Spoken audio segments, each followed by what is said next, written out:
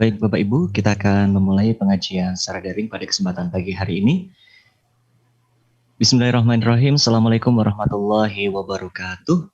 Waalaikumsalam warahmatullahi wabarakatuh. Pengajian Akbar Sivitas Akademika Universitas Muhammadiyah Surakarta secara daring oleh Profesor Dr. Haidar Nasir MSI, Ketua Umum Pimpinan Pusat Muhammadiyah, hari ini Kamis 28 Safar 1442 Hijriah, bertepatan dengan 15 Oktober 2020 dimulai. Puji syukur selalu kita panjatkan kepada Allah Subhanahu wa Ta'ala atas rahmat dan hidayahnya. Salawat serta salam senantiasa tercurah kepada Nabi akhir zaman, Nabi Muhammad Sallallahu Alaihi Wasallam. Bapak Ibu Sivitas Akademika Universitas Muhammadiyah Surakarta yang kami hormati, terlebih dahulu mari kita awali pengajian Akbar secara daring di kesempatan pagi hari ini dengan bacaan basmalah.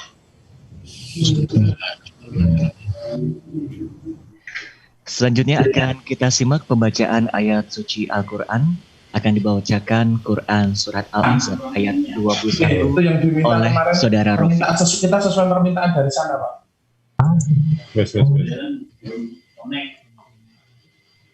Assalamualaikum warahmatullahi wabarakatuh. Waalaikumsalam warahmatullahi wabarakatuh. أعوذ بالله من الشيطان الرجيم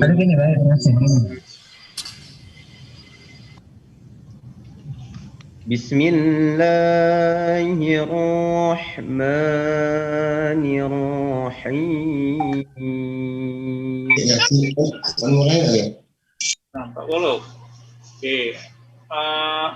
لقد كان لكم في رسول الله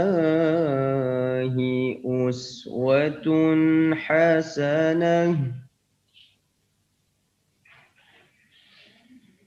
لمن كان يرجو الله واليوم الآخر وذكر الله كثيرا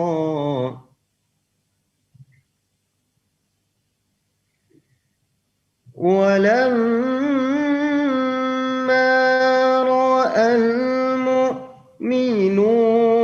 الأحزاب قالوا هذا ما وعدنا الله ورسوله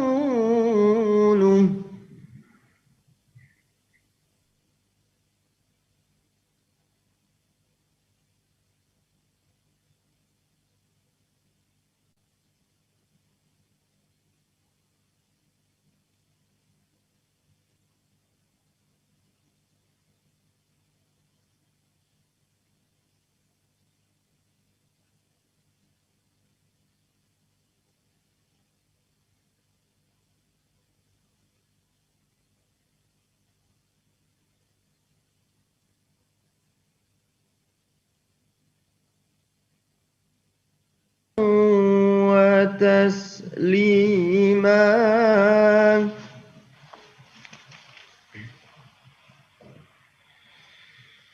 من المؤمنين رجال صدقوا ما عاهدوا الله عليه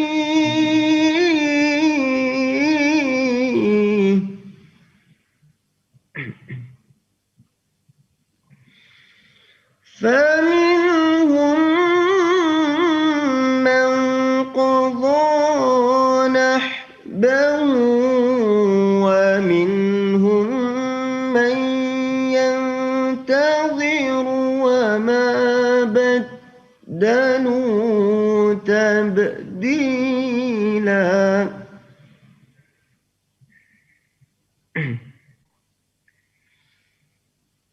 ومنهم من ينتظر وما بدلوا بدلوا تبديلا صدق الله العظيم. Assalamualaikum warahmatullahi wabarakatuh. Waalaikumsalam warahmatullahi wabarakatuh. Bapak Ibu yang kami hormati, selanjutnya kita akan menyimak sambutan Rektor Universitas Muhammadiyah Surakarta yang kami hormati Profesor Dr. Sofyan Anif MSI. Disilahkan.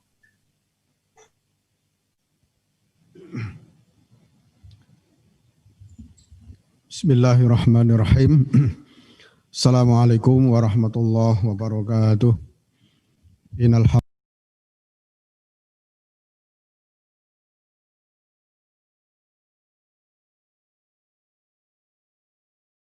hamdalillah wa asyhadu anna Muhammadan abduhu wa rasuluh la nabiyya ba'dah. Allahumma salli wa sallim ala Muhammad wa ala alihi wa ashabihi ajmain, amma ba'd. Yang bersama-sama kita hormati Bapak Profesor Dr. Haidar Nasir, Ketua Umum Pimpinan Pusat Muhammadiyah.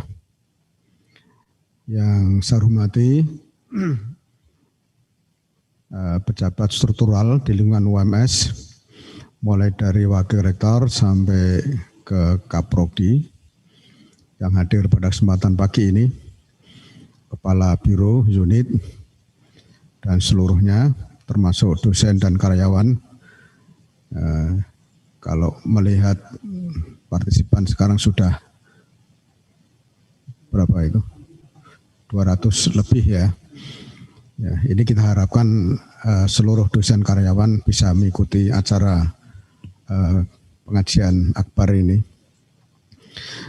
Hadirin dan hadirat yang tidak bisa saya sebut satu persatu, yang berbahagia. Kita bersyukur pagi ini bisa mengawali pengajian pembinaan oleh pimpinan Pusat Muhammadiyah, dalam hal ini disampaikan oleh Bapak Ketum sendiri, yang sebetulnya kegiatan ini sudah berjalan 2 tahun yang lalu secara luring tentunya, dan melibatkan pimpinan Pusat Muhammadiyah termasuk juga pimpinan wilayah Muhammadiyah Jawa Tengah dan pimpinan wilayah Asia, termasuk kita libatkan pimpinan Asia pusat ya. Beberapa waktu ini kita terhenti karena adanya pandemi COVID-19, dan hari ini kita mulai secara daring dengan satu harapan Bapak Ibu dosen karyawan bisa mengikuti, dan sekaligus karena ini menjadi salah satu program dari BPSDM, Biro BPSDM yang di bawah langsung oleh Bapak Wakil Rektor SDM, Pak Musiam, itu bisa memberikan satu motivasi, memberikan satu tambahan nilai di dalam kita mengamalkan al-Islam dan Muhammadian, baik itu di lingkungan kampus maupun di lingkungan rumah tangga maupun di lingkungan bangsa dan negara. Ini sangat penting untuk kita jadikan sebagai satu momentum, karena kajian-kajian selama ini yang sudah diberikan di beberapa tempat tampaknya belum begitu menyentuh. Maka kami melibatkan pimpinan Pusat Muhammadiyah, baik Muhammadiyah maupun Aisyah, termasuk juga pimpinan wilayah Muhammadiyah dan Aisyah, sehingga terjadi interaksi yang baik antara kampus dengan bapak-bapak yang ada di pusat dan wilayah, termasuk ibu-ibu Aisyah pusat dan wilayah, sekaligus juga memberikan satu dorongan kepada Bapak Ibu dosen. Barangkali selama ini kurang begitu intens dalam mengikuti perkembangan Muhammadiyah, termasuk juga tidak begitu insen di dalam mengikuti kegiatan-kegiatan di cabang dan rantingnya masing-masing. Maka ini salah satu bentuk pengajian pembinaan ini sebagai satu kesempatan untuk bisa kita ikuti dengan sebaik-baiknya. Sebelum kita serahkan kepada Pak Haidar. Perlu saya sampaikan pada Bapak Ibu dosen karyawan di seluruh jajaran fakultas prodi bahwa kita bersyukur kepada Allah capaian mahasiswa baru kita kemarin alhamdulillah juga tidak ada pengaruh dari adanya pandemi Covid ya, karena jumlah pendaftar itu ternyata meningkat sedikit ya. Tetapi yang registrasi turun 2% ya. Nah, sudah barang tentu ini sudah menjadi satu realitas dari akibat adanya dampak Covid yang yang di UMS itu tidak begitu banyak berpengaruh. Tapi meskipun hanya 2% yang registrasi itu mengalami penurunan 2%. Di samping itu kita juga bersyukur karena 3 atau 4 bulan terakhir ini kita selalu mendapatkan berkah dari Allah dalam bentuk peningkatan nilai akreditasi program studi. Jadi seingat saya sudah berapa ini kita selalu mendapatkan nilai A ya. Ya, belum unggul, tapi kalau A sekarang sudah disebut unggul, tapi kalau menggunakan 9 standar itu belum unggul ya, tapi sudah mendapatkan A. Sehingga kita punya Prodi 60, kalau diambil Prodi yang reguler akademik itu kita punya 55, sedangkan yang Prodi vokasi bukan vokasi, Prodi profesi dokter gigi ya, farmasi dan lain sebagainya itu ada 5 atau 6 itu, sehingga kalau kita presentasi hanya berdasarkan pada prodi akademik atau prodi reguler kita sudah 63% ini prodi kita yang terakreditasi A. Salah satu persyaratan untuk mencapai akreditasi unggul institusi ke depan sudah barang tentu itu sudah bisa masuk ya. Oleh karena itu kita sudah mencoba untuk meningkatkan kualitas masing-masing prodi. Kita sudah mencoba untuk mengajukan akreditasi internasional. Ya, insya Allah tanggal 16 besok tidak salah itu, ya, 16 November, tetapi sudah dimulai aktivitas akreditasinya, visitasinya ya, secara daring itu sudah dimulai sebulan sebelumnya. Jadi 16 Oktober yang ini sudah kita dimulai. Kita mengajukan 4 prodi untuk akreditasi internasional AUN ya. Prodi farmasi, prodi keperawatan, prodi teknik arsitek, dan prodi teknik sipil. Ya.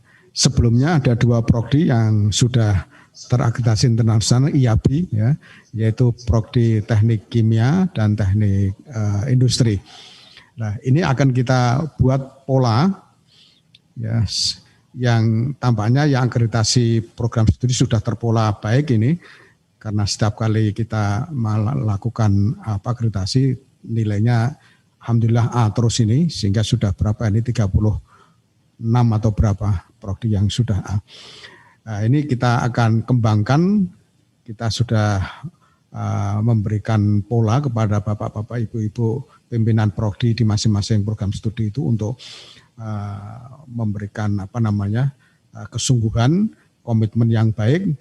Kita akan mengambil pelajaran baik dari pola yang sudah kita kembangkan di prodi akreditasi BAN PT, kita ambil untuk kita kembangkan untuk akreditasi yang internasional. Nah, mudah-mudahan ini tahun 2029 seperti dalam visi kita, insya Allah UMS menjadi salah satu perguruan tinggi yang memiliki predikat sebagai world class university. Mudah-mudahan bisa tercapai. Maka oleh karena itu 4 tahun ini, kemudian nanti disusul 4 tahun ke depan, itu kita pertajam dengan berbagai program kegiatan dalam rangka untuk meraih reputasi internasional, ya, untuk meraih capaian prestasi reputasi internasional. Dan alhamdulillah juga ini mahasiswa asing kita juga semakin bertambah.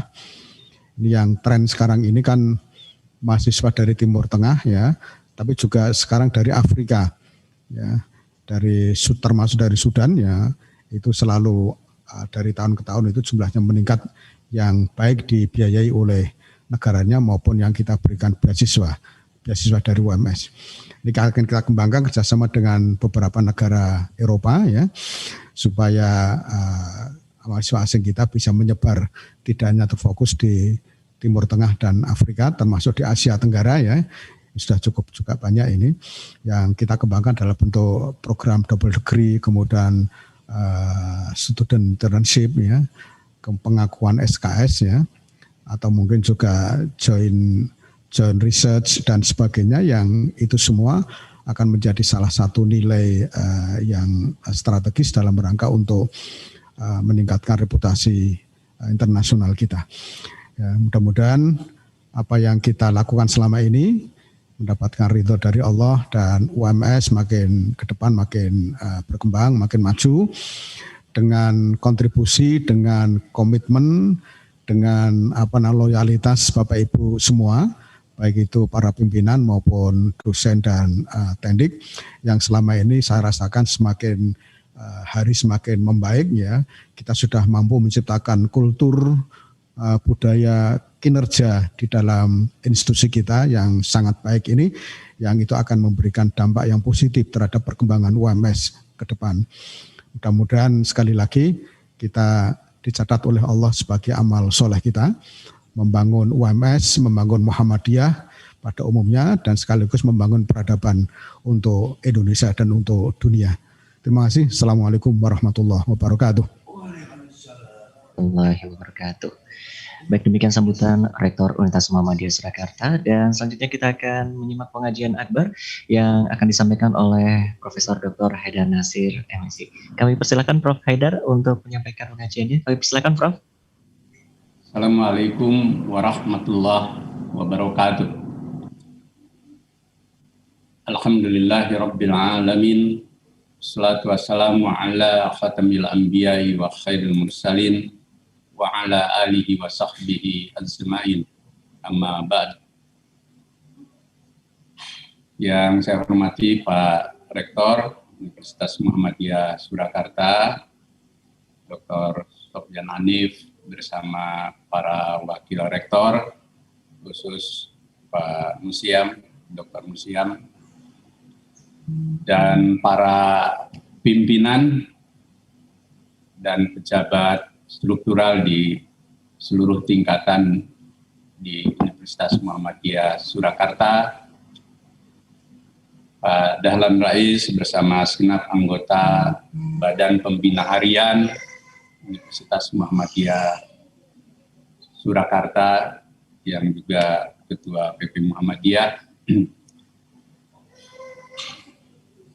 para tamu undangan keluarga besar Universitas Muhammadiyah Surakarta dan pimpinan Muhammadiyah. Alhamdulillah pada pagi hari ini kita bersilaturahim secara daring untuk pengajian rutin Universitas Muhammadiyah Surakarta. Sebagai bentuk dari kesyukuran kepada Allah dan terima kasih kami PP Muhammadiyah kepada seluruh pimpinan, BPH, Rektorat, dan segenap keluarga besar Universitas Muhammadiyah Surakarta, kami sampaikan selamat atas penerimaan mahasiswa baru yang tadi telah dilaporkan oleh Pak Rektor, cukup signifikan biarpun berada di tengah musibah pandemi. Dan juga selamat atas banyak capaian kemajuan yang telah dilakukan oleh UMS sebagai wujud dari ikhtiar dakwah dan tajdid lewat perguruan tinggi Muhammadiyah, yang tadi sangat tepat dikatakan oleh Pak Rektor, untuk membawa pada kemajuan umat, bangsa, bahkan juga untuk kemajuan peradaban umat manusia. Ini adalah merupakan panggilan dan tugas yang suci bagi kita di dalam menjalankan kewajiban-kewajiban duniawi untuk menuju pada tujuan terakhir kita, meraih ridho dan karunia Allah. Yabtaguna fadlan minallah wa ridwan. Kami bangga di mana UMS menjadi salah satu perguruan tinggi Muhammadiyah teratas yang juga mengukir banyak keberhasilan. Insya Allah, seperti disampaikan Pak Rektor, akan menjadi amal jariah Bapak Ibu sekalian dan kita semua, yang tentu nilainya sangat bermakna ya, karena amal jariah ini sering berat tantangannya dan kadang kita seakan-akan sesuatu yang biasa, tetapi ketika amal jariah itu betul-betul nanti dipetik di hari ketika kita harus dihisab, disitulah makna yang terpenting dari apa yang disampaikan oleh Pak Rektor, bahwa itu bentuk dari amal jariah Bapak Ibu sekalian.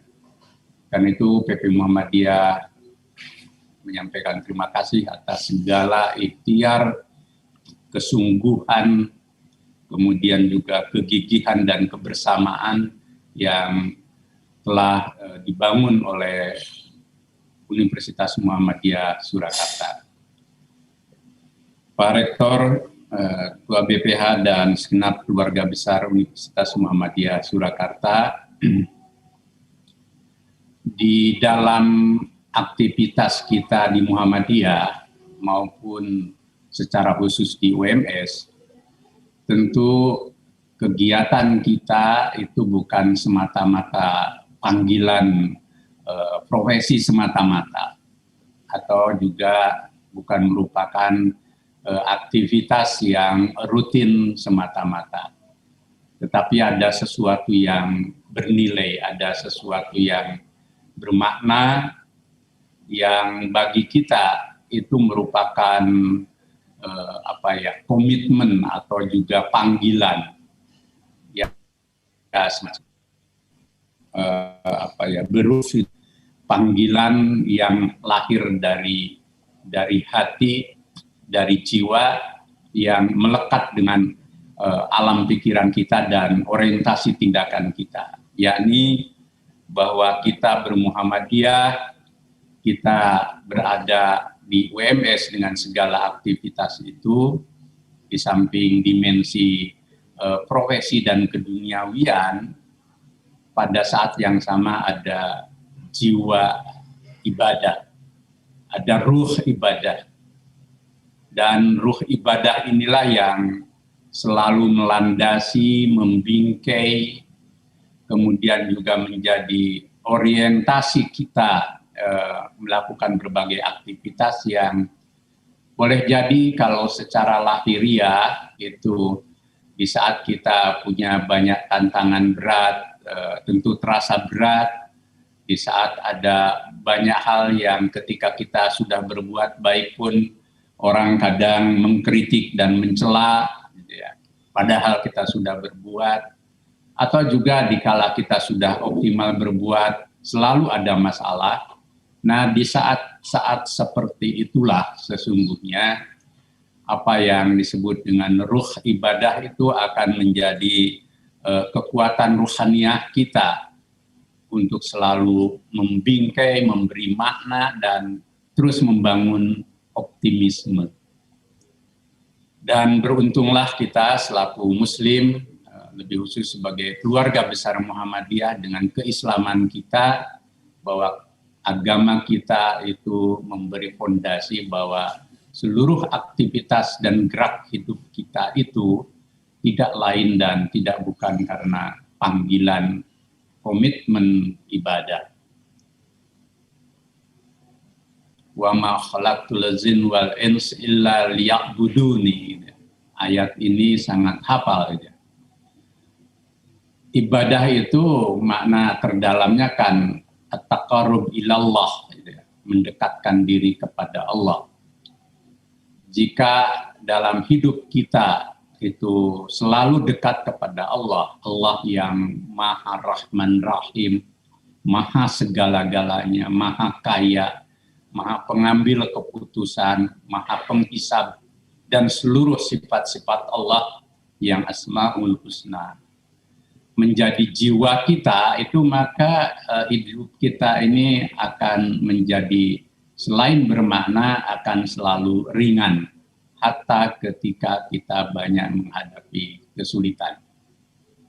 Seperti ketika kita sekarang menghadapi musibah yang terasa berat, pandemi COVID-19, yang awal-awal mungkin di antara kita menganggap bahwa musibah ini apa benar atau tidak, baru kita betul-betul disadarkan oleh realitas bahwa ratusan bahkan ribuan saudara-saudara kita meninggal, kemudian juga ada yang terkonfirmasi dan lain sebagainya, dan mungkin ada di kanan kiri saudara tercinta kita yang mengalami musibah seperti itu, baru kita menyadari bahwa musibah COVID-19 ini memang merupakan realitas yang betul-betul nyata. Dan di saat seperti itu kita selaku umat beriman itu kan diberi bingkai oleh Allah.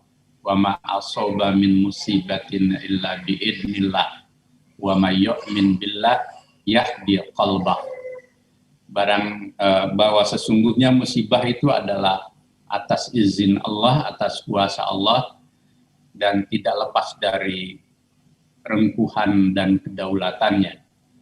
Tetapi bagi setiap muslim yang beriman, termasuk beriman pada musibah, itu Allah akan memberi petunjuk di dalam hatinya, di dalam qalbinya. Nah, sesuatu yang bernilai seperti ini itu harus terus kita hidupkan, termasuk nilai dan semangat ibadah. Semakin kita intens ya dalam bermuhammadiyah, dalam aktivitas di Universitas Muhammadiyah, maka apapun tidak akan pernah sia-sia yang kita lakukan. Di saat kita sudah berhasil melakukan sesuatu, orang selalu mengkritik dan mencela. Nah, kemudian di saat kita sudah berusaha maksimal, ada juga gagalnya atau belum berhasil.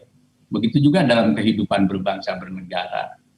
Dan juga bahkan di saat kita sudah begitu seksama, selalu ada yang tercecer, selalu ada musibah, maka nilai dan jiwa ibadah itu akan membuat kita selalu optimis, selalu punya makna. Karena apa?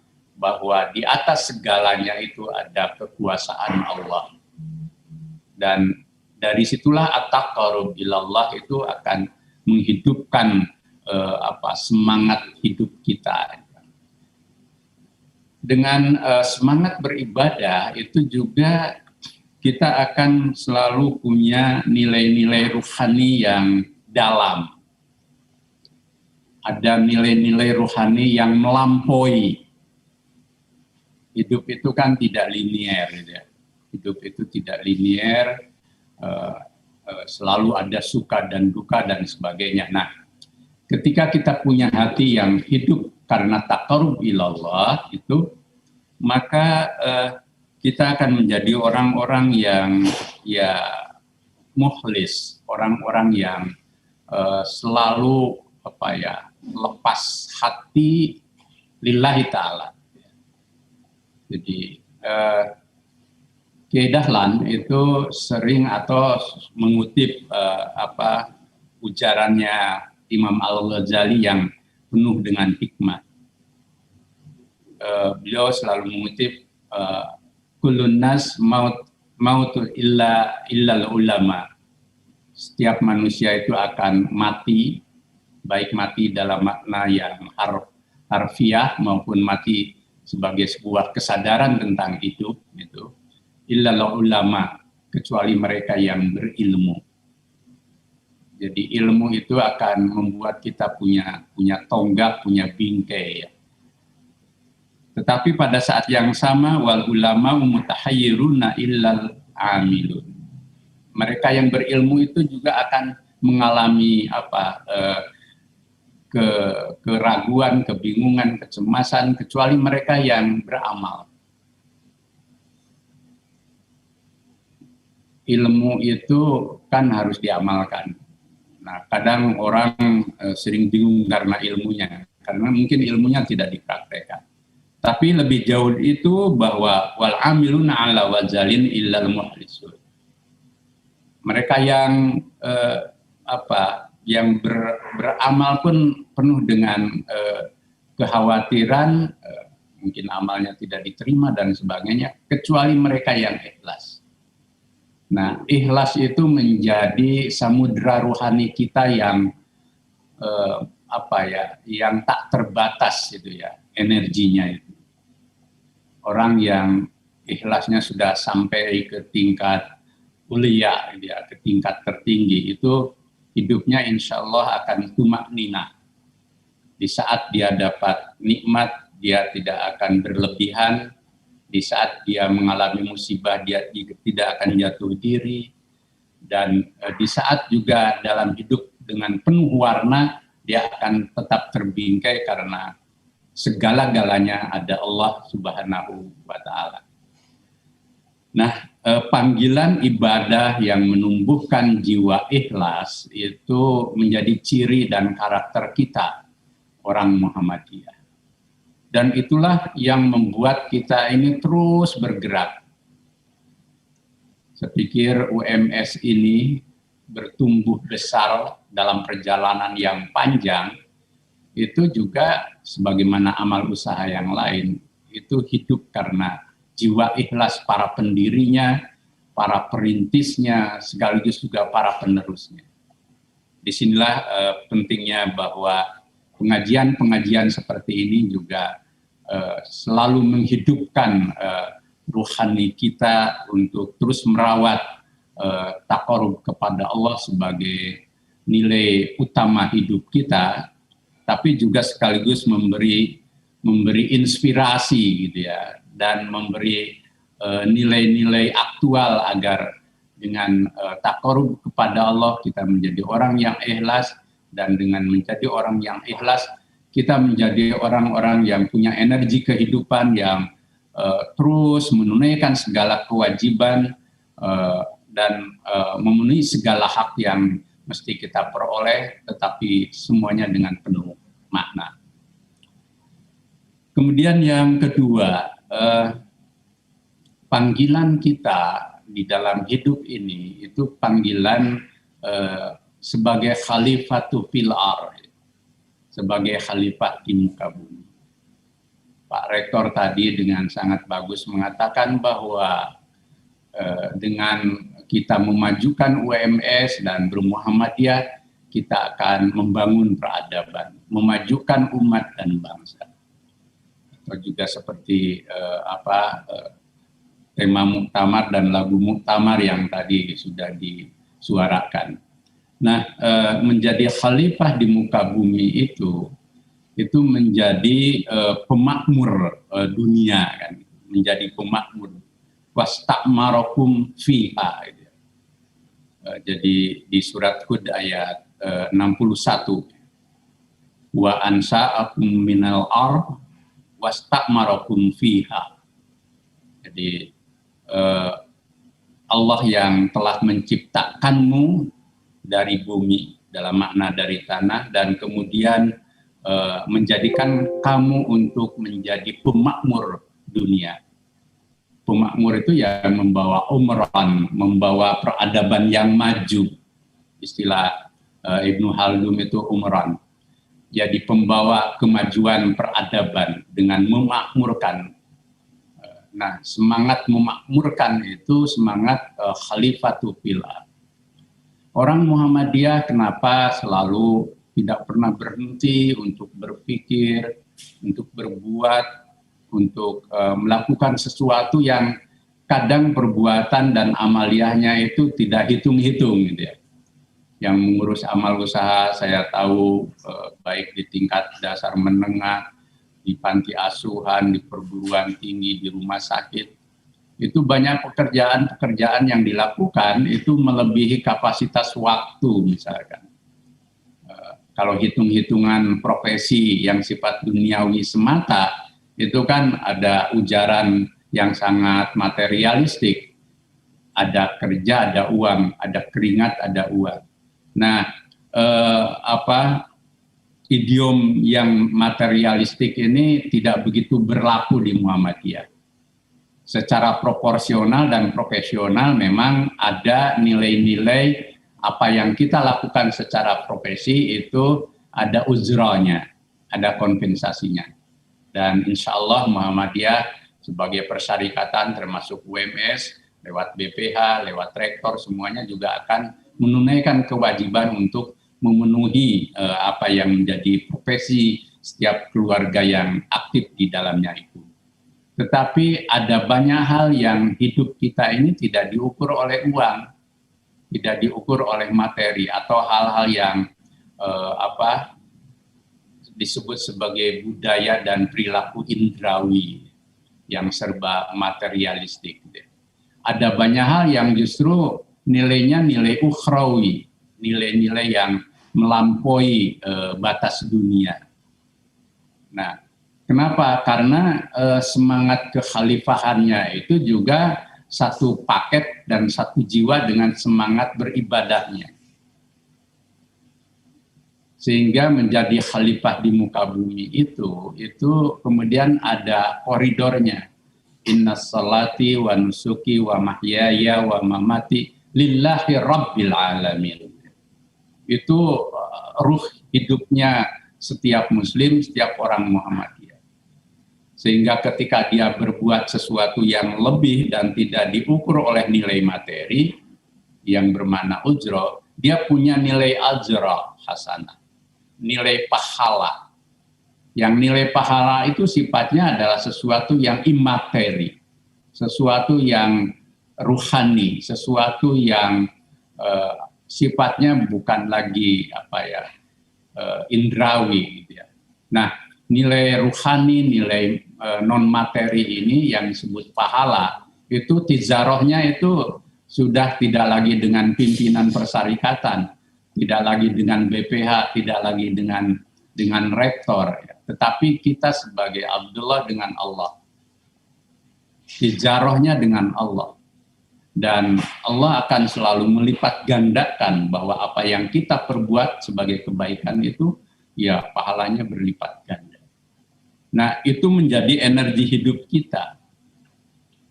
Dan semangat kekhalifahan itu semangat juga yang membawa kemajuan.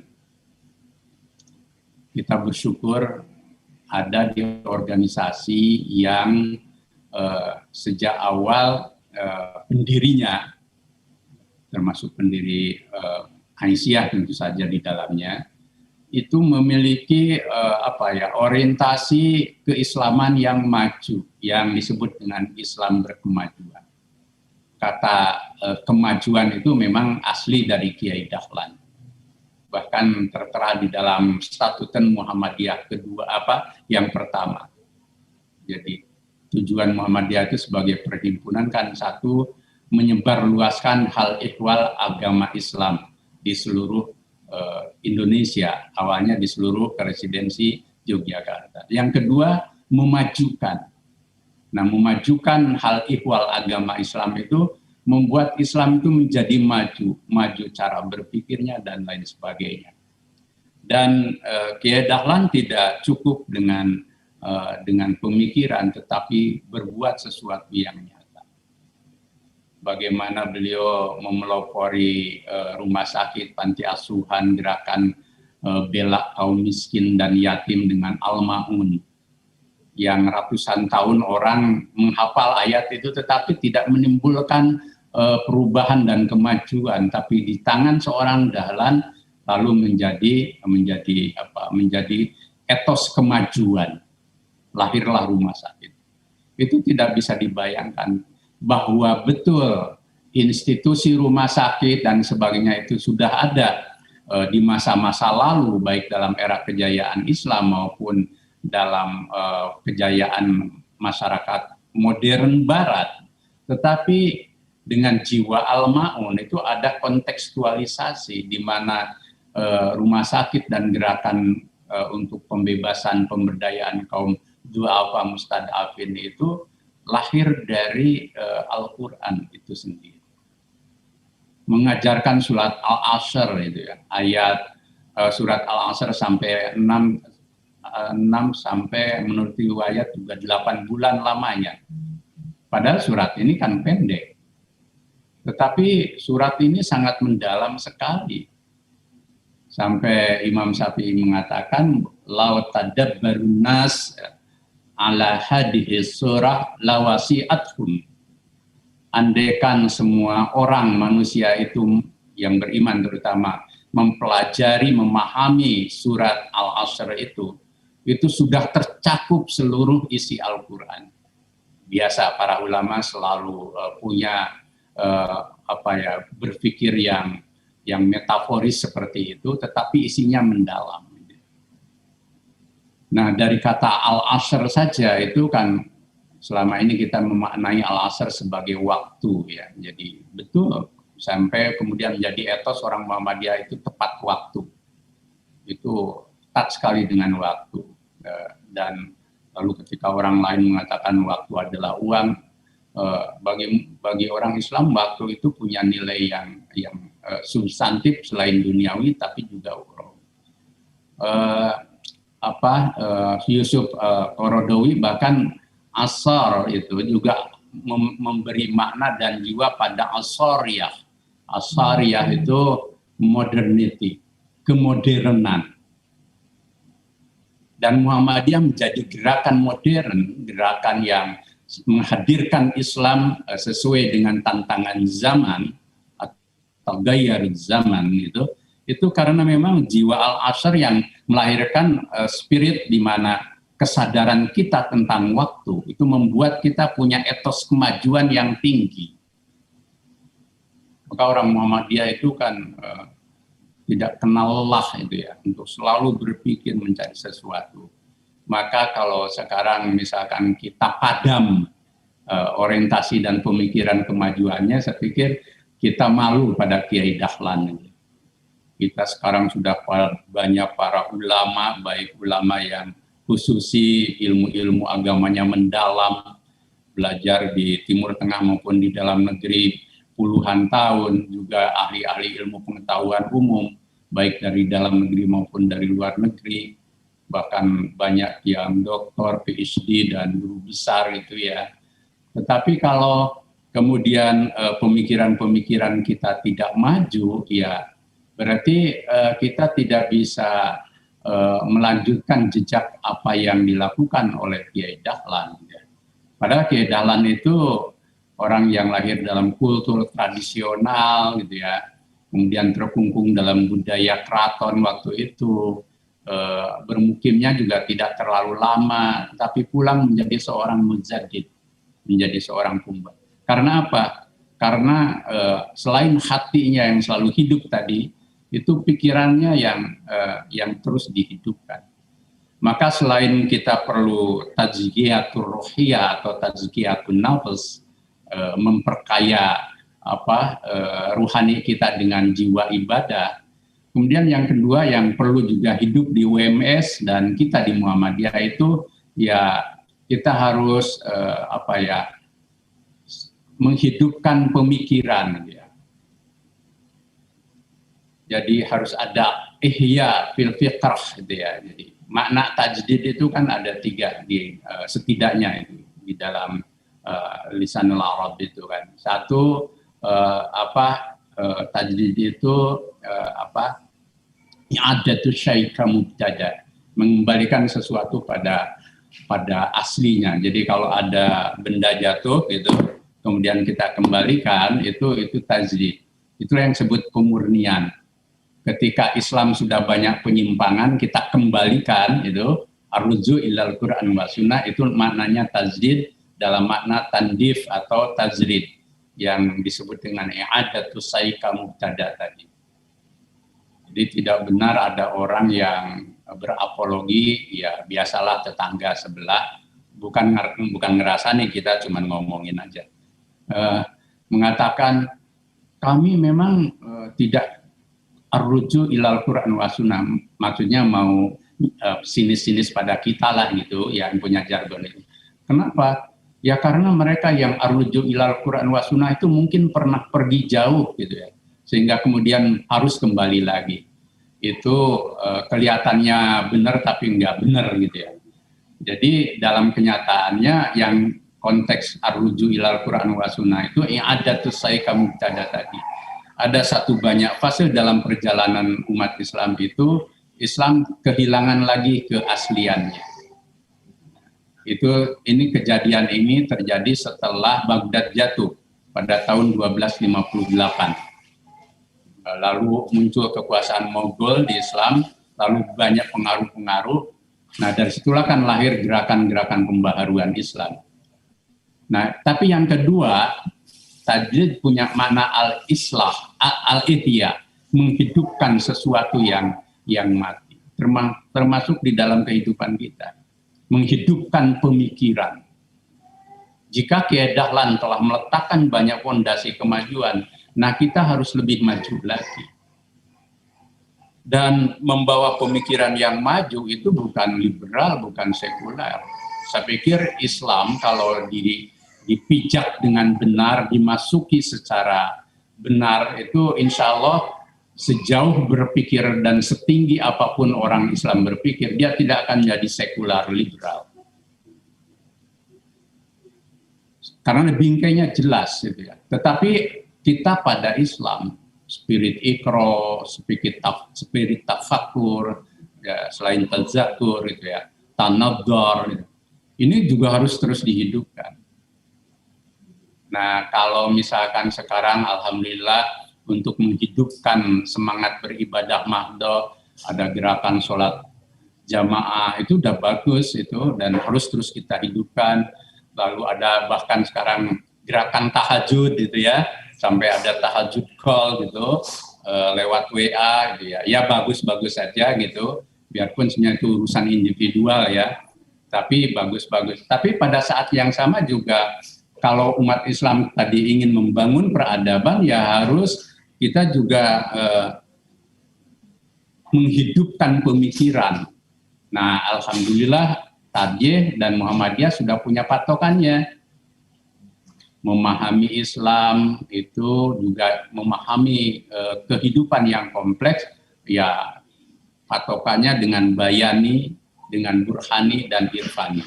Nah ini monggo kapan-kapan Pak Musiam, Pak Fatah ya, itu bisa jadikan bahan pengajian tentang bayani, burhani, irfani. Ini penting, kenapa? Karena ini jati diri dan melekat dengan karakter pemahaman Islam dalam Muhammadiyah dan sudah menjadi manhaj tarzi. Supaya dalam memahami pemikiran dan nilai-nilai keislaman itu tidak parsial. Memahami ayat, harus diperdalam ayat itu, kalau ada munasabahnya dengan ayat lain, nanti dengan hadis gitu kan, supaya tidak cupet gitu ya, tidak kolot gitu ya. Kalau kolot itu kan ya untuk apa sih dulu Muhammadiyah lahir, kalau kemudian malah kita menjadi kolot, menjadi jumud gitu ya. Jadi spirit dulu tajdid dalam makna dinamisasi selain purifikasi kan itu. Kalau di Muhammadiyah termasuk di amal usaha Muhammadiyah hilang nilai-nilai tafakur itu ya, tanadzur ya, spirit iqra, spirit pemikiran karena ketakutan terhadap bayang-bayang sekularisme, itu justru malah kita akan menjadi maf'ul bih dari gerakan pembaharuan orang lain bisa-bisa. Dulu Muhammadiyah dan keedahan dianggap sebagai khariful adat, menjadi kafir, bahkan dikafir-kafirkan karena pemikiran majunya gitu kan. Kalau kemudian kita untuk melawan yang sekuler liberal, justru kita harus menampilkan al-fikrah al-badilah, pemikiran alternatif. Bagaimana kita bisa maju itu dengan melampaui mereka yang sekuler dan liberal. Bukan malah ketika kita takut dengan bayang-bayang itu, lari ke tempat lain, yakni menjadi Islam yang konservatif. Gitu kan. itu bukan Muhammadiyah menurut saya. Nah, ini penting hidup. Dan universitas harus menjadi pelopor dari gerakan kemajuan pemikiran itu jika, nah tadi apa yang disampaikan Pak Rektor itu sudah menjadi komitmen kita dan memang sudah jadi komitmen kita. Nanti bisa dibaca di pernyataan pikiran Muhammadiyah abad ke-7. Jadi saya mohon betul bahwa gerakan pemikiran yang berkemajuan itu harus menjadi karakter gerakan kita. Di samping yang pertama tadi, menghidupkan ruhani, kolbu, kemudian jiwa ibadah dan lain sebagainya. Agar apa? Agar semangat dan fungsi khalifatul filarnya hidup. Nah, bayani, burhani, dan irfani. Jadi saya sarankan Pak Ustadz Fatah itu coba nanti menjadi agenda termasuk yang ujungnya, yang ketiga, yang irfani itu perlu dihidupkan di Muhammadiyah menurut saya. Ada satu fase dalam perkembangan Muhammadiyah dengan gerakan TBC dan purifikasinya yang kuat, sementara dinamisasinya kurang begitu berkembang. Lalu maaf sebagian ya orang Muhammadiyah itu termasuk dengan semangat al-amru bil ma'ruf wa nahyu anil munkar yang sebenarnya lebih ke ujungnya, yang ke nahyu munkarnya itu irfaninya kurang hidup, ihsannya kurang hidup, sehingga dalam dakwah pun ya kelihatan garang, tegelan dan kurang memperhatikan aspek ala ukulihi. Padahal ini bagian dari dakwah Islam juga. Sampai Fir'aun yang begitu dikjaya, perkasa dan diktator, multidiktator gitu, dan Musa termasuk orang yang keras sampai pernah dalam kisah itu menjambak rambut Harun, tapi oleh Al-Quran diajari untuk layin gitu kan. Layin bukan berarti lemah itu ya. Nah, nilai irfani itu perlu kita hidupkan ya. Dan kalau kita lihat tren kemanusiaan universal, bisa dibacalah nanti dalam berbagai macam buku dan gerakan-gerakan, lebih-lebih di Mutakhir setelah gerakan Hans Kunz tentang The Global Ethics misalkan, atau kita baca Nisbet tentang Megatrend 2000 ya, atau juga kita ambil sisi lain dari ancaman the end of history-nya Fukuyama gitu ya, dan semua gitu, bahwa tren kemanusiaan universal itu menghidupkan nilai-nilai humanistik gitu. Nah, saya pikir Muhammadiyah dengan irfani dan ihsannya itu akan menjadi teladan untuk hidupnya nilai-nilai kemanusiaan. Kalau dalam amaliyahnya sudah praktek, tetapi di dalam nilai-nilai orientasi state of mind yang humanistiknya itu yang kalau kemanusiaan dalam bentuk praksis itu seperti kebencanaan, seperti gerakan Al-Ma'un itu hidup gitu ya. Tetapi orientasi kemanusiaan menjadi alam pikiran yang hidup, melahirkan toleran yang tetap kokoh, kemudian kita bisa hidup dalam keragaman, gitu. Kemudian punya sensitivitas terhadap hal-hal yang humanistik gitu. Itu perlu ya untuk menjadi mindset irfani. Yang terakhir dalam pengajian ini saya juga mengajak tetap mari kita tetap juga menghidupkan atau mencerahkan amaliyah kita, tanwirul amal. Tanwirul amal kita itu menjadi sesuatu yang terus kita lakukan. Karena apa? Pak Dahlan Rais itu sering di banyak tempat saya menyimak gitu, bahwa untuk kita bisa bersaing itu harus punya kemampuan komparasi dan kompetisi, sehingga kita menjadi unggul. Untuk menjadi unggul itu ada kemampuan di atas rata-rata untuk komparasi dengan orang lain, dengan pihak lain, dan kompetisi dengan pihak lain. Nah, kalau komparasinya lebih di atas yang lain dan kompetisinya selalu di depan, kita unggul. Nah, Muhammadiyah harus masuk ke fase itu, dan UMS sudah kelihatan juga PTM yang lain. Saya pikir juga dalam pergerakan Muhammadiyahnya juga harus seperti itu. Muhammadiyah berkemajuan itu ya Muhammadiyah berkeunggulan. Nah, itu harus ada dalam semangat tanwirul amaliyahnya kita. Mencerahkan amaliyah kita ke hal-hal yang mungkin lebih mikro ya. Kalau yang makronya udah bagus, seperti misalkan di dunia pendidikan. Kenapa sekarang itu banyak kelompok-kelompok kecil yang bisa hidup itu, bahkan menjadi rujukan di dalam inovasi pendidikan. Saya tidak ingin nyebut ya yang sekarang banyak tampil di TV, bahkan sekarang melekat dengan Kemendik, dipakai programnya oleh Kemendik, lepas dari proses dan ada sistem yang nggak bagus, tapi inovasi-inovasi mikro di dunia pendidikan itu seharusnya menjadi lecutan buat Muhammadiyah untuk bergerak lebih inovatif gitu ya. Begitu juga dalam amaliyah yang lain. Jangan sampai malah kita nanti menjadi ketinggalan dari yang lain. Nah, semangat ini harus hidup. Termasuk gerakan jamaah, dakwah jamaah itu kan sesuatu yang luar biasa.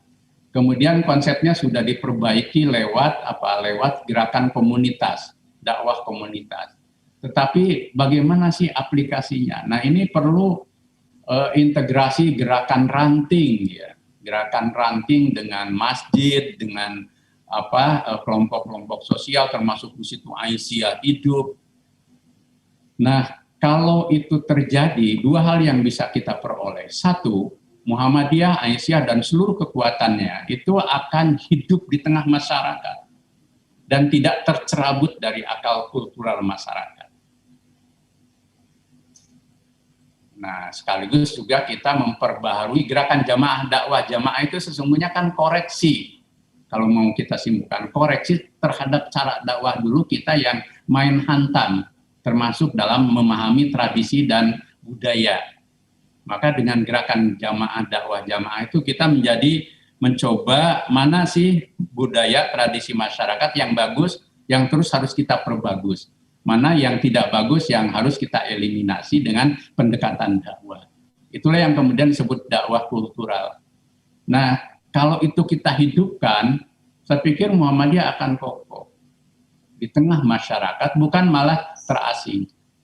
Jangan pernah ada mubalik dan pimpinan Muhammadiyah yang bangga karena kecilnya lalu terasing dari masyarakat sekitar. Itu justru kita harus koreksi diri. Jangan-jangan ada keliru di dalam pendekatan amaliyah kita. Kemudian yang kedua, nanti bakal punya implikasi pada kekuatan politik. Muhammadiyah kalau kuat secara kuantitas, itu kan akan memperkaya kualitas juga. Jadi saya pikir ada waktunya juga kita untuk bagaimana sih, toh mayoritas di negeri ini kan Muslim, masa sih kita tidak kompatibel gitu dengan orang yang berislam, keragaman latar belakangnya pun bisa kita pahami, tetapi Muhammadiyah bisa masuk. Nah, saya pikir kehadiran amal usaha termasuk UMS itu akan jauh lebih inklusif ketika masuk di tengah masyarakat lewat KKN, lewat gerakan-gerakan yang berguna dan bermanfaat gitu kan. Saya pikir ini hal yang bagus gitu ya. Karena apa? Lisanul maqal absahu min lisanil hal kan gitu. Lisanul hal absahu min lisanil maqal. Kembali. Jadi langkah nyata, perbuatan nyata itu akan lebih melekat di masyarakat. Jadi biarpun dulu orang Muhammadiyah ditentang, tapi ternyata orang Muhammadiyah ini baik terhadap tetangga, baik terhadap masyarakat, kemudian juga memberi amal yang lebih gitu kan, lalu berbuat sesuatu yang positif gitu. Saya pikir lama-kelamaan bahwa orang Muhammadiyah akan bisa masuk ke masyarakat yang beragam. Nah, banyak contoh sekarang alhamdulillah sudah masuk ya ke kawasan timur dan tapi justru di Pulau Jawa yang banyak penduduknya kita harus semakin cair gitu ya. Dan amal usaha menjadi kekuatan yang paling bagus. Karena tidak tentara gitu kan. Tidak kelihatan, tahu-tahu kita berbuat. Misalkan seperti wataknya rumah sakit kan melayani setiap orang. ketika orang masuk ke rumah sakit Muhammadiyah itu punya kesan positif, itu sudah dakwah. Nah, tadi Pak Rektor sudah menyinggung bagaimana para dosen, para karyawan di tempat masing-masing aktif gitu ya, di Muhammadiyah, di Aisyah. Itu sesuatu yang sangat berguna untuk menghidupkan dakwah kita, amaliyah kita di masyarakat. Dan jangan merasa bahwa itu beban. Kami kan sudah aktif di UMS, masa sih harus aktif lagi di persyarikatan? Kalau mau tizaroh dengan Allah itu kan pahalanya lebih banyak. Kalau soal kapasitas dan soal batas kemampuan itu nanti fisik kita dan ritme hidup kita itu akan menjadi alarm buat kita. Jangan pernah merasa bahwa wah nanti kalau sudah banyak aktif di UMS malah melebihi jam kerja, nanti aktif lagi di persyarikatan di kampung masing-masing, nanti kita akan menjadi orang yang kecapean, tidak sehat. Siapa tahu justru bakal menjadi barokah. Jadi barokah Allah itu kan juga turun di saat seperti itu. Kalau soal batas kemampuan nanti juga fisik kita juga akan alarm. Jadi jangan pernah seperti itu. Artinya bahwa orang Muhammadiyah saya yakin dengan semangat dan gerak amalnya itu akan menjadi kekuatan yang dahsyat gitu ya untuk terus bergerak. Tetapi semangatnya tetap tabsyir gitu ya. Semangat kegembiraan. Kita hadirkan dakwah kita, Muhammadiyah kita itu yang gembira, yang juga melahirkan optimisme. Ya biarpun kelihatan seperti kencang, tapi kan tetap ada kegembiraan. Jadi nilai-nilai ini saya pikir perlu hidup. Itulah yang bisa saya sampaikan bagaimana seluruh keluarga besar UMS terus menghidupkan 3 hal tadi, menghidupkan nilai-nilai rohani berbasis ibadah, kemudian menghidupkan pemikiran yang membawa pada kemajuan, dan yang terakhir kita mencerahkan amaliyah kita sehingga memberi nilai manfaat yang lebih untuk rahmatan lil alamin. Itu yang bisa saya sampaikan Pak Rektor dan segenap hadirin. Nasrul minallah wa fatihun qarib. Wassalamualaikum warahmatullahi wabarakatuh. Waalaikumsalam. Waalaikumsalam warahmatullahi wabarakatuh. Matur Pak Haidar. Terima kasih. Sama-sama Pak Rektor. Sami-sami. Baik, terima kasih kepada Profesor Dr. Haidar Nasir yang sudah menyampaikan tausiah di kesempatan pagi hari ini, dan mudah-mudahan kita bisa mengambil ilmu dari apa yang sudah disampaikan beliau. Dan selanjutnya sesi lain-lain kami persilakan kepada Bapak Wakil Rektor 4 atau mungkin Prof. Budi untuk menyampaikan sesuatu di sesi ini. Pak Rektor dan semua saya pamit ya kalau gitu. Monggo. Terima kasih Pak Haidar. Baik, terima kasih Pak Haidar.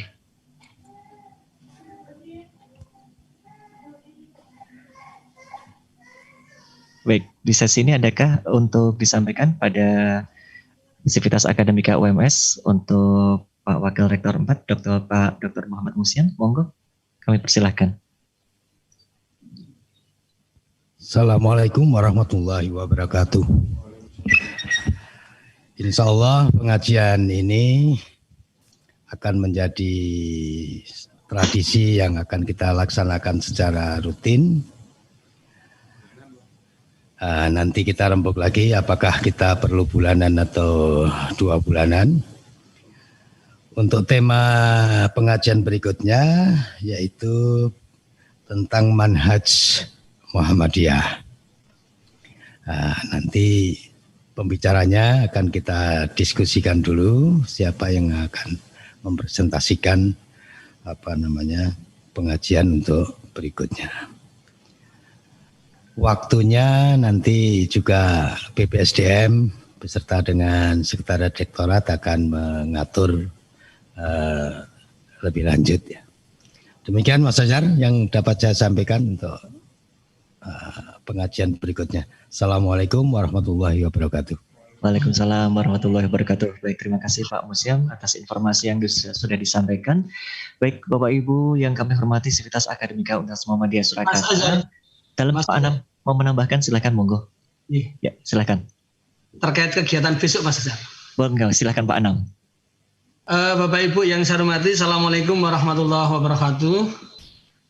Sekedar informasi Bapak Ibu, terkait dengan kegiatan hari jadi UMS yang ke-62, bahwa sesuai dengan arahan Pak Rektor, sebenarnya tahun ini tidak ada kegiatan yang bersifat kemeriahan, tetapi Pak Rektor mengarahkan kepada kita semua, kepada Sivitas Akademika untuk semakin bangga terhadap UMS, cinta lingkungan, dan ketika Pak Rektor jalan-jalan ke editorium itu masih banyak hal-hal yang bisa dikerja baktikan dan penghijauan kembali. Oleh karena itu saya mengingatkan kepada Bapak Ibu, kami telah memberikan edaran kepada Bapak semua pimpinan, baik Pak Dekan, Pak WR, Pak Kaprodi, Pak Kabiro, bahwa dalam rangka hari jadi ke-62, salah satu kegiatannya adalah kerja bakti dan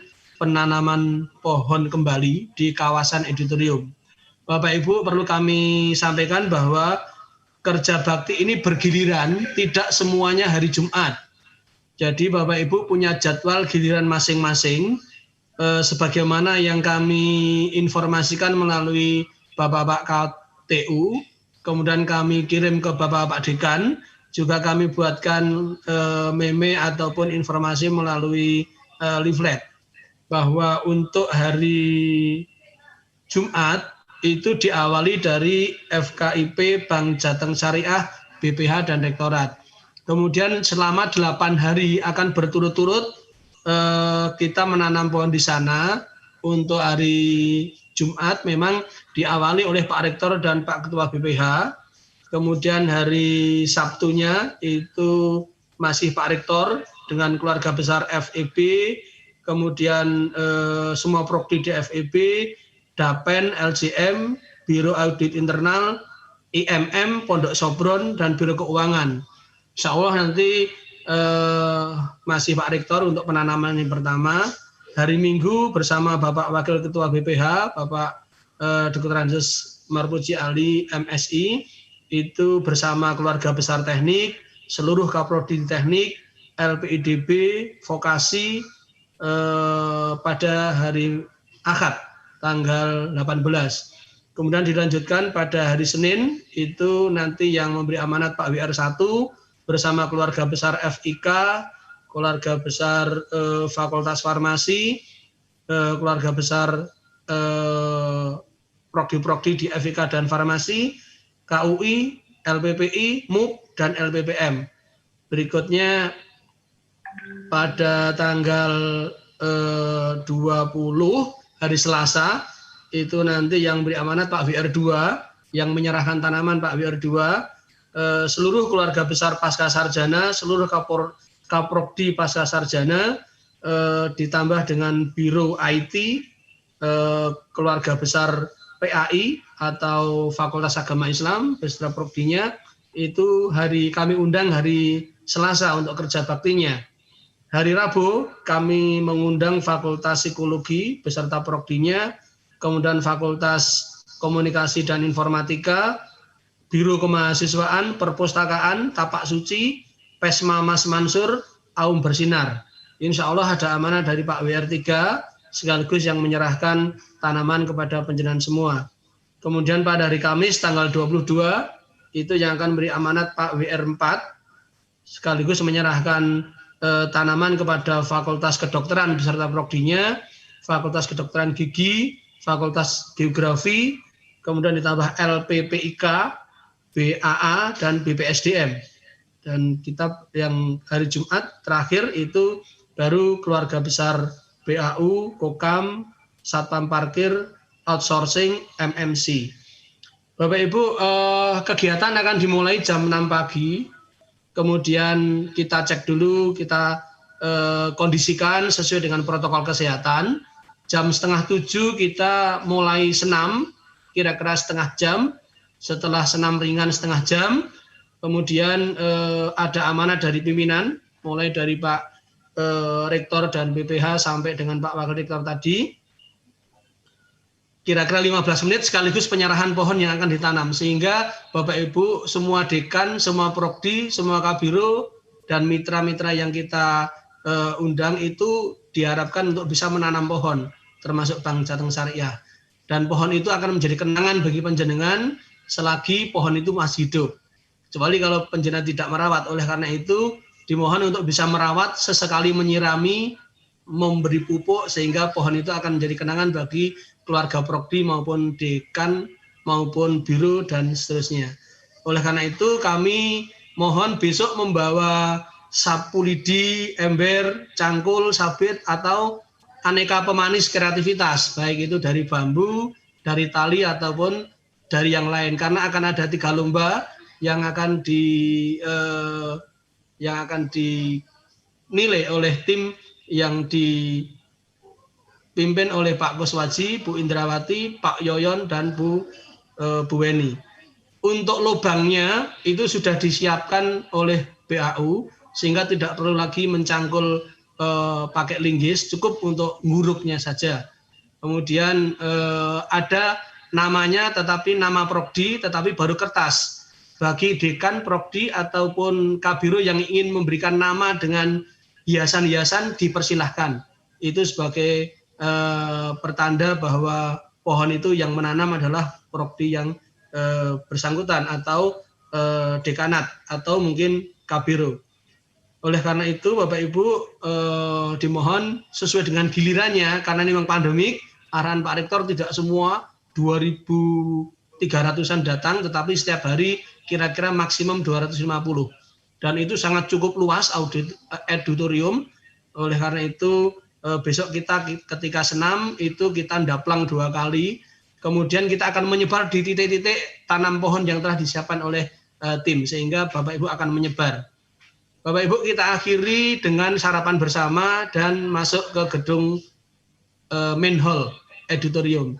Bapak Ibu diminta untuk bisa selfie atau foto selfie, dan itu foto bisa dikirim. Nanti foto yang terbaik akan mendapat hadiah dari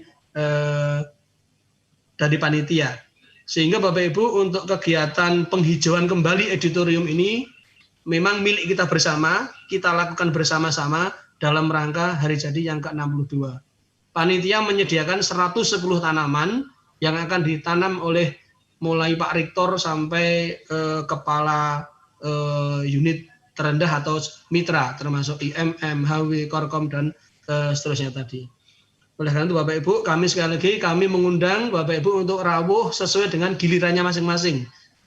Jangan ngumpul, karena kami akan kesulitan nanti kalau ngumpul pada hari Jumat semua. Tadi ada yang bertanya apakah Jumat itu datang semua? Tidak. Yang datang adalah yang mendapat giliran pada hari Jumat.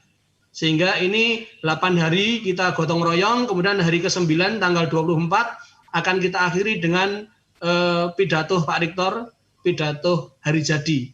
Insya Allah nanti kita blended, ada yang rawuh di auditorium beberapa, yang lainnya bisa mengikuti dari YouTube maupun dari Zoom yang telah kita siapkan. Kemudian sekedar hiburan ringan, malamnya pada tanggal 24 malam minggu itu kita wayangan Celimen bekerja sama dengan Ki Seno Nugroho dan warga larasnya yang 2 jam, mulai jam 8 malam sampai jam 10 malam, sebagaimana wayang Celimen yang Bapak Ibu lihat, Bapak Ibu pirsani setiap malam minggu atau setiap jam-jam tersebut. Dan hari jadi akan kita akhiri Bapak Ibu dengan webinar yang dikelola oleh kawan-kawan dari LPPI yang sekarang ini sedang koordinasi, sedang menyiapkan segala satunya. Sekali lagi Bapak Ibu, untuk hari jadi kita buat sesederhana mungkin, tetapi yang monumental, yang akan memberikan nilai sejarah bagi Bapak Ibu semuanya, yang memiliki kapling berupa pohon di auditorium, sehingga mudah-mudahan pada 5 tahun, 3 tahun, atau ketika pohon itu tumbuh besar, Bapak Ibu bisa mengingat, disitulah Bapak Ibu menanam pohon, ikut menghijaukan kembali kawasan auditorium yang sekarang ada bangunan yang sangat besar itu. Demikian Bapak Ibu informasi dari panitia hari jadi. Bapak Ibu yang belum memperoleh kaos, insya Allah hari-hari ini kaos akan datang beserta maskernya. Nanti melalui Bapak Ibu KTU bisa datang koordinasi dengan sekretariat untuk mengambil sesuai dengan jatah yang kemarin ditulis atau diplot dalam permintaan sekretariat. Saya kira ini Mas Azhar informasi kepada Bapak Ibu semuanya untuk hari jadi. Kita sederhana tapi sangat bersejarah insya Allah. Iya betul Pak Anam. Warahmatullahi wabarakatuh. Waalaikumsalam warahmatullahi wabarakatuh. Dan tentu saja Bapak Ibu, saya informasikan bahwa juga ada lomba vlog untuk video. Ini temanya cinta lingkungan dan bangga UMS ya Pak Anam ya? Ya. Untuk vlogging. Juga nanti lomba identitas ini, identitas dan branding fakultas, itu bisa dibaca dari surat edaran yang sudah dikirimkan ke masing-masing fakultas dan unit. Baik. Dengan dan berhadiah semua. Betul, betul. Pokoknya terus bersemangat ya Pak Anam ya, di 62 tahun Universitas Muhammadiyah Surakarta tetap berprestasi di era pandemi, begitu ya? Amin, ya. Iya, baik. Baik Bapak Ibu yang kami hormati, demikian pengajian Akbar Sivitas Akademika Universitas Muhammadiyah Surakarta hari ini, Kamis 15 Oktober 2020. Saya Akbar Asari undur diri, mohon maaf dengan segala khilaf yang ada. Kita akhiri dengan bacaan hamdalah. Alhamdulillahirrabbilalamin. Assalamualaikum warahmatullahi wabarakatuh. Waalaikumsalam warahmatullahi wabarakatuh.